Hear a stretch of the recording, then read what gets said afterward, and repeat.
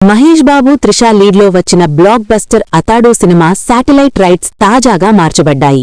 చాలా ఏళ్లుగా స్టార్ మా ఛానల్కే చెందిన ఈ సినిమా ఇప్పుడు జీ తెలుగుకి మారింది.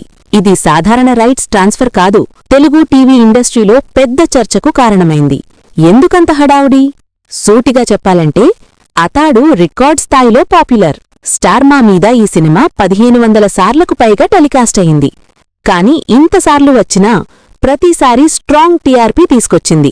తెలుగు టెలివిజన్లో ఇంత కంటిన్యూ అయ్యే సినిమా మరొకటి లేదు. Please share and subscribe for more updates.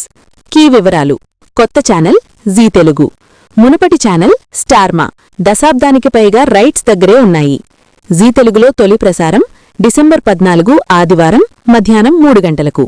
ప్రాముఖ్యత: సినిమాకి ఉన్న కల్ట్ పాపులారిటీ వల్ల ఈ మార్పు అభిమానులు, మీడియా వర్గాల్లో పెద్ద చర్చకు దారితీసింది. ఇండస్ట్రీకి దీనర్థం ఏమిటి? ఒక సినిమాలో ఇంత లాంగిటివిటీ ఉండటం అరుదు. ఇంకా సూటిగా చెప్పాలంటే అతాడు అంటే టీఆర్పీ బ్యాంకర్. అందుకే జీ తెలుగు ఈ రైట్స్ను తీసుకోవటం సింపుల్ డీల్ కాదు, స్ట్రాటజిక్ మూవ్.